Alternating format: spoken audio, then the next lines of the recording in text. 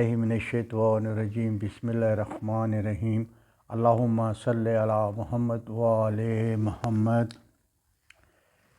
ये नौरोज़ क्या है? क्या ये नौरोज़ इस्लामी ईद है? जो लोगों के जहन में इसके क्वेश्चन आते हैं। और इसकी अहमियत क्या है नौरोज़ की? ये नौरोज़ क्यों मनाया जाता है?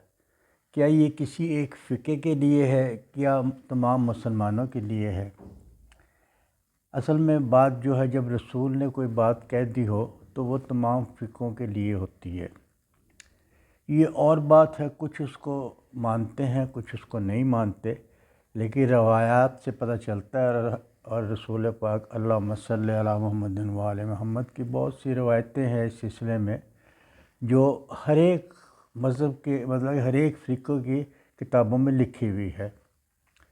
अब मिसाल के तौर पे थोड़ी सी एक बात मैं यहाँ कह दूँ, शायद पता नहीं मुनासिब लगेगी नहीं मुनासिब, लेकिन क्योंकि मैंने कुरान में ये पढ़ा था कि रोज़ा अफ्तार करो जब रात की सहरी उस पर हावी हो जाए, यानी कि दिन गुज़र जाए, मगरिब के टाइम पे अभी चांदनी होती है कि हम लोग रोज़ा खोल लेते हैं।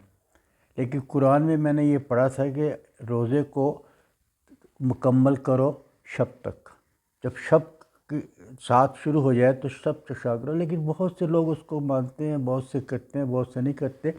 इसी तरह ये नौरोज़ भी है। ये नौरोज़ जो से एक्चुअल अगर हम किताबों में देखें और हदीसों पे अमल करें या हदीसें हम रसूल की पढ़ें तो उसके अंदर हमें ये चार ईदें इस्लाम में नज़र आती हैं मुख्तलिफ़ किताबों में। एक तो ये है कि रोज़ जुमा को भी ईद कहा गया है कि ईद की नमाज़ पढ़ो रोज़ जुमे की, उसको भी रोज़ ईद कहा गया है। इसी तरह ईद अल फ़ितर को भी ईद कहा गया है, और ईद कुर्बान को भी ईद कहा गया है। और चौथी ईद है ईद गदीर। ये गदीर को भी, जब गदीर का वाक़या होता है, ये नौरोज़ वाले दिन ही हुआ था वाक़या, इसीलिए ये ईद में शुमार होता है।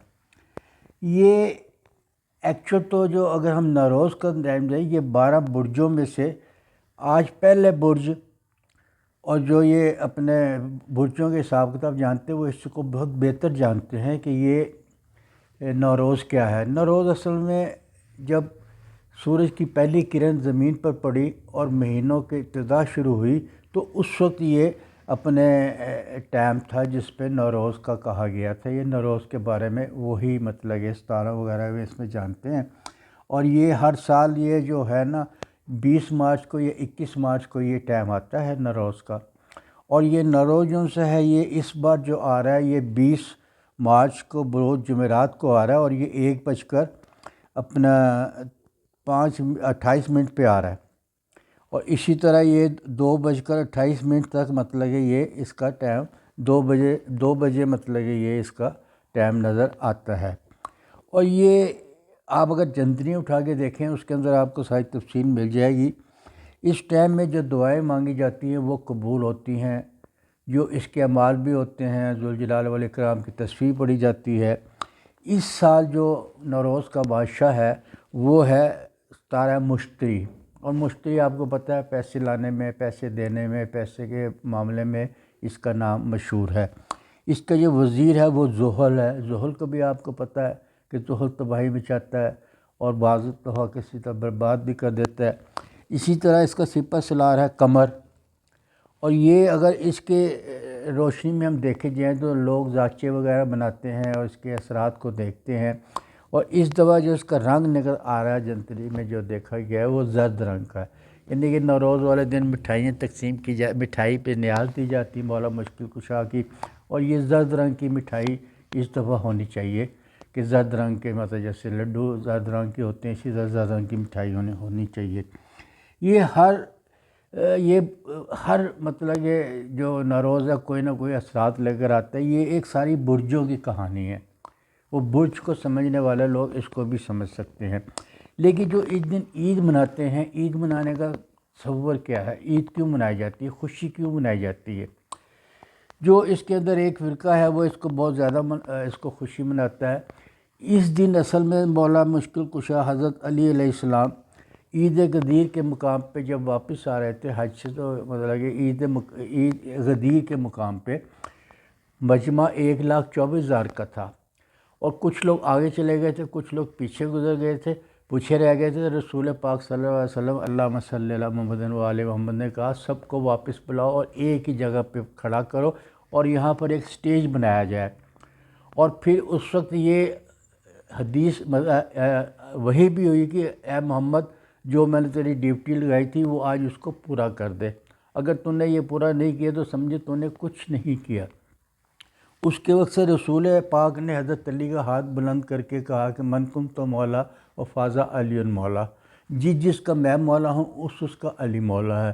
یہ ہے خوشی منانے کا کہ آج ان کی ولایت کا اقرار کیا گیا، مولا مشکل کشا کی ولایت کا، کہ میں اس کا مولا ہوں، جس کا میں مولا ہوں، جو مجھے مولا سمجھتے ہیں اس کا، جس کا میں مولا ہوں اس کا آج سے علی بھی مولا ہوگا۔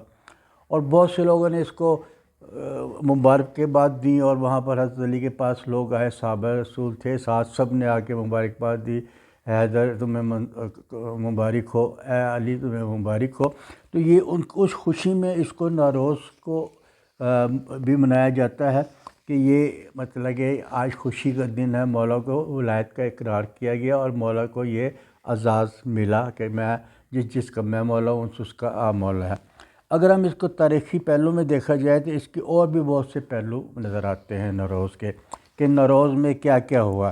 تو اس کے اندر تو یہ ہے کہ اس خدا نے اپنے بندوں سے عہد و پیمان لیا تھا اسی دن، وہ بھی نوروز کا دن تھا، کہ میں تیری ہی عبادت کروں گا، تیرے ہی اقرار کروں گا، تیری وحدیت کا اقرار کروں گا، تیری ہی عبادت کروں گا۔ اس دن اللہ نے تمام مخلوق سے اس کا وعدہ لیا گیا تھا۔ یہ کتابوں میں ملتا ہے، تاریخ میں ہے، بہت مطلب کہ عام سی باتیں، کوئی خاص بات نہیں کہ جب میں آپ کو بتا رہا ہوں تو یہ اس کے اندر اور کسی کو تیرا شریک نہیں بناؤں گا۔ یہ بھی مطلب کہ نوروز والے دن یہ بات واقع ہوئی تھی، اور آج ہی، اور یہ وہ دن بھی ہے جس وقت آفتاب کی پہلی کرن زمین پر پڑی تھی، یہ بھی نوروز کی وجہ سے اہمیت میں اس کے شامل ہو جاتا ہے۔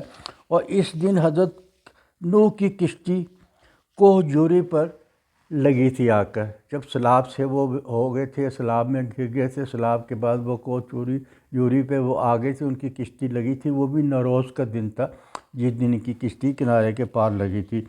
اس دن حضرت حزرائیل پیغمبر نے 30,000 مردوں کو زندہ کیا تھا۔ تو ایک جگہ سے گزر رہے تھے، وہاں مردے تھے، انہوں نے اللہ سے ریکویسٹ کی کہ ان کو مطلب کہ زندہ کر دیا جائے، اور اللہ نے ان کو کہا کہ ان کے اوپر پانی چھڑکو۔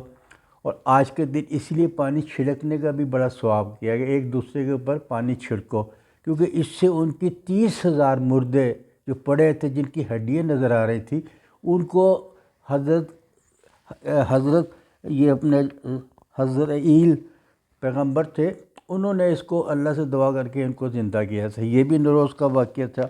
اور اسی دن حضرت ابراہیم نے کافروں کے بتوں کو توڑا تھا، ان کے وہ بت خانے میں چلے گئے تھے، اور اسی دن ان کو بتوں کو توڑا گیا تھا۔ بتوں کو توڑنے کی اہمیت بھی اس میں شامل ہو جاتی ہے، اسی لیے یہ بھی نوروز ہی کا دن تھا جس دن یہ توڑا گیا تھا۔ اسی دن رسول پاک صلی اللہ علیہ وسلم نے خانہ کعبہ میں حضرت علی کو اپنے کندھوں پہ کھڑا کیا، اور حضرت علی سے کہا گیا کہ بتوں کو توڑو، اور حضرت علی نے بتوں کو توڑ دیا، وہ بھی نوروز ہی کا دن تھا۔